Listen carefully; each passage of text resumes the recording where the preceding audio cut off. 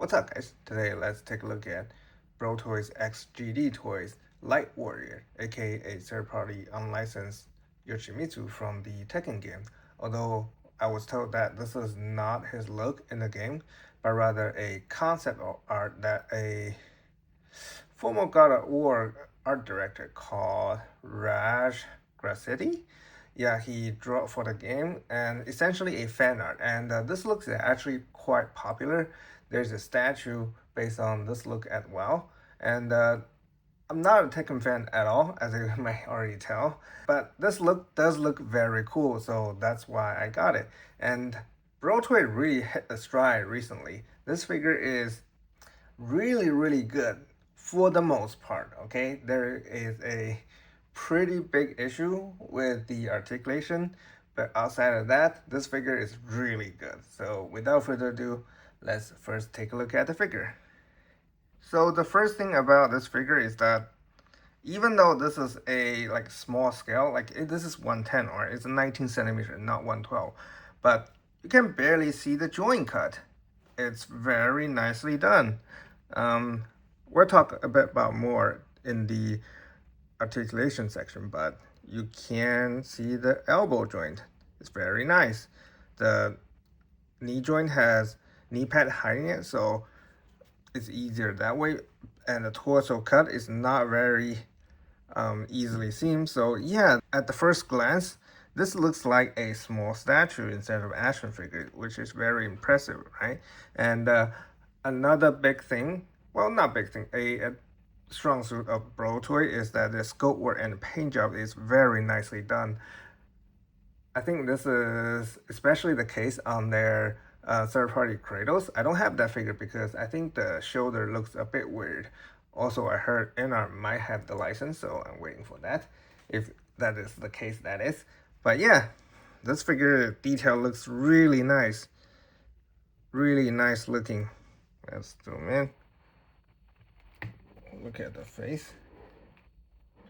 Adjust the lighting a little bit. Yeah, all the details are very nicely painted, especially like for this little details, they have to be hand painted, right? And there's no paint bleed at all. This is meticulously painted, very nicely done. All the small details are all very nicely painted. I love it.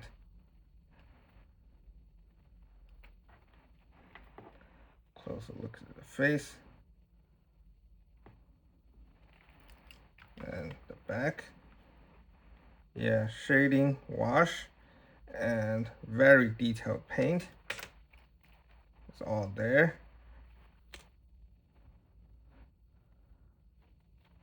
It's a very cool looking figure.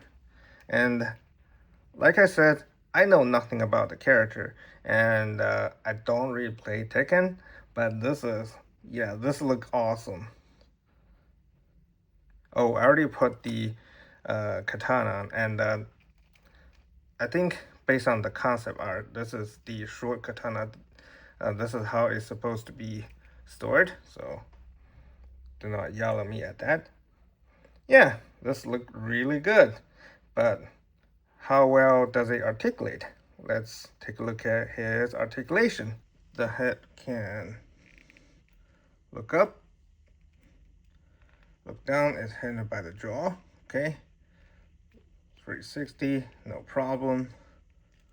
Tilt, okay? Let's see the neck joint design. It's pretty simple. They can probably add some plastic around here, like soft plastic, and doesn't hinder the articulation, but doesn't really matter that much, okay? The jaw can open, of course. I put a little bit of blue tack because even though the jaw joint is not loose, sometimes when you move the head or even just move the body, the jaw can open on itself. So I put a little bit of blue tack here to prevent that situation. The shoulder pad is on a strap connected inside the torso, probably around a loop, but I didn't see any loop, okay? There's 2 layers.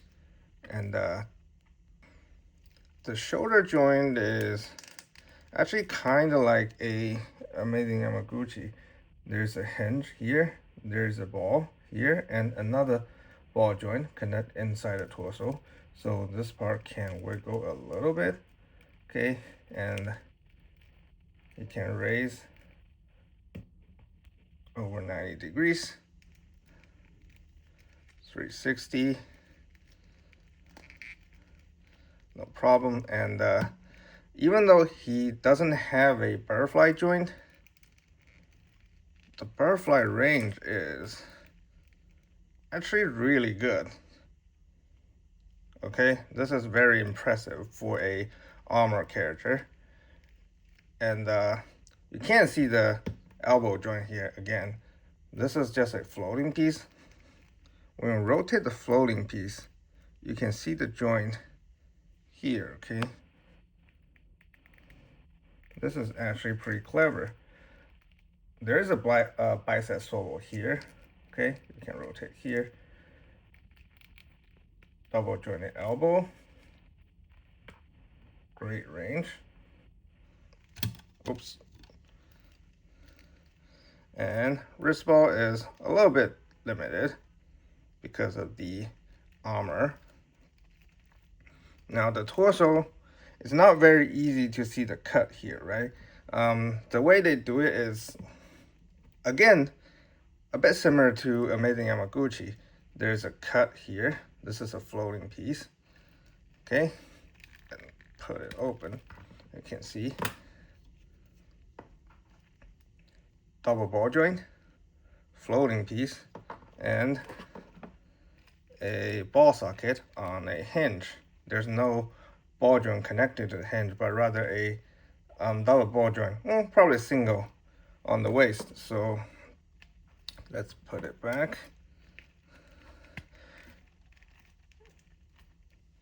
That's why they cut it around here instead of just cut at the diaphragm, right? And usually a fully armored character doesn't really have a lot of range on the torso, but yeah, really good range. Back is not as good, but good enough. Rotation and tilt. The cut is a little bit ugly here, okay? And waist joint. A bit forward. Back.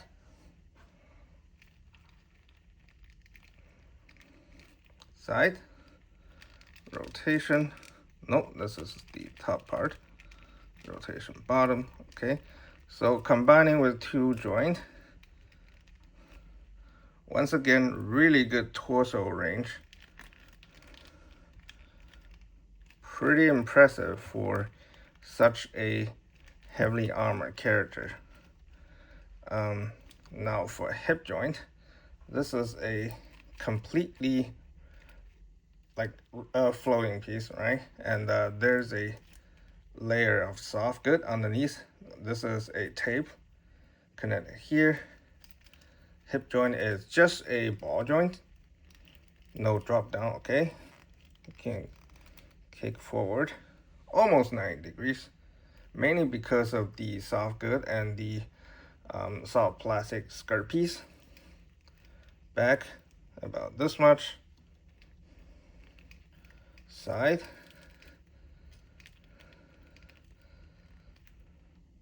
Not bad. Side swivel, 360, no issue. Double jointed knee. Good range. Now, this is the big issue in terms of articulation of this figure. Okay, the ankle can go all the way back, but pretty much no range forward. They probably should put a cut here and make this part solid plastic, because this is very hard. The ankle cannot go any further. And another issue is the way they put the ankle joint is too vertical, okay? There's, as you can see, pretty much no ankle pivot unless you rotate the ankle ball to the side. And even then, you only get a little bit ankle range, as I'll post a photo here because it's a little bit hard to do on camera. So yeah, everything else is pretty amazing except for the ankle, which is a big fail. And I don't know why they make this kind of rookie mistake in 2026, right? This is a very basic thing. Maybe because the foot is too flat. A really big shame because the rest of the figure is actually pretty amazing. All right, let's take a look at his accessories. In terms of accessories, of course, his signature katana, Yoshimitsu, and another short one. I think this is called Fumaken. And yeah, you can take it off if you want. Ooh. Okay, I'll just leave it there.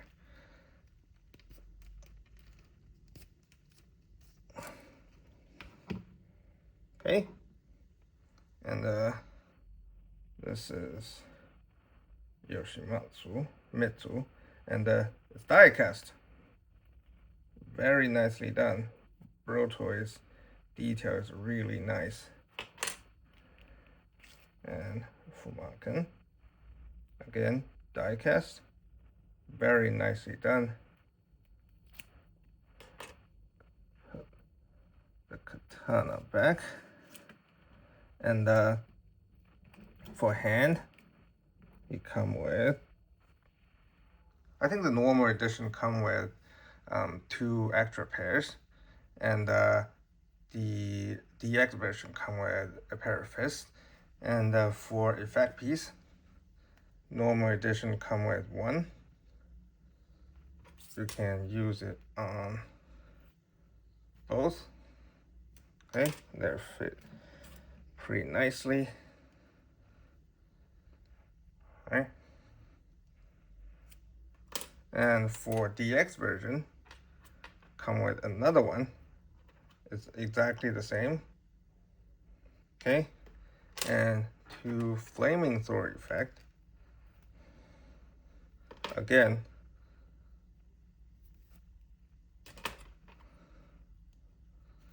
slot it in. Pretty nicely done. And I think this is come with both versions. A pair of spare wrist joint and a magnet. You might wonder what this is for. This is for the base. Okay, it can open, and there's a LED and battery. You can store it yourself, and it is a rotating light. Wait for it.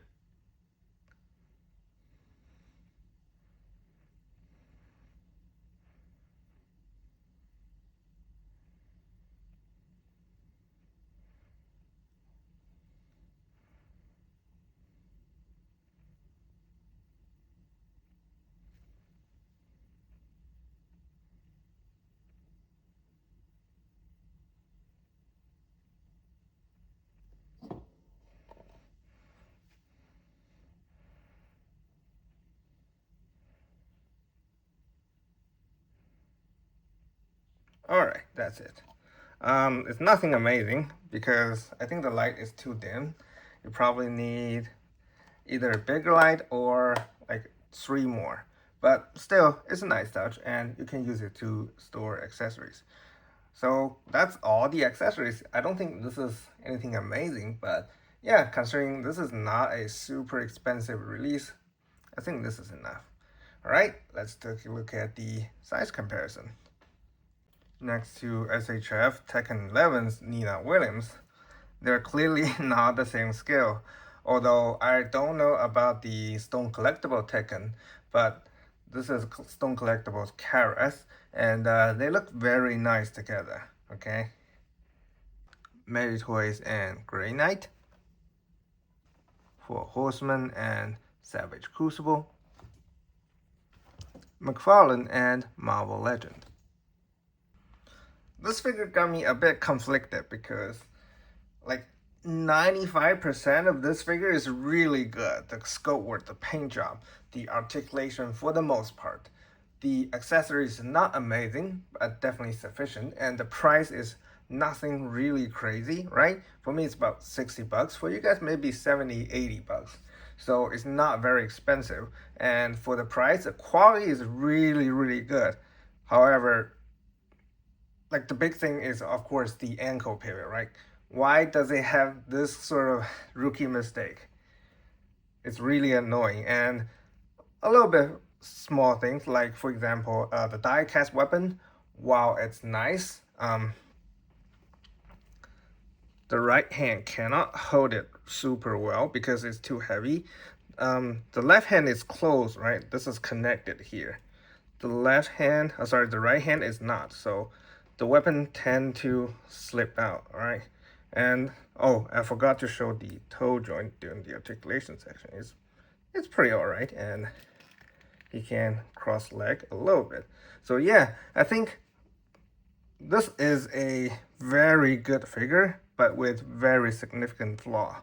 So, you know, if you don't mind it, if you can mod it, or you can just use the stand, it will be okay. But if you're not, then it will be a huge issue for you to pose the figure. So I don't know. I still really like it, but this might be a deal breaker for you. All right, that's it. Thank you guys for watching, and I'll see you guys next time.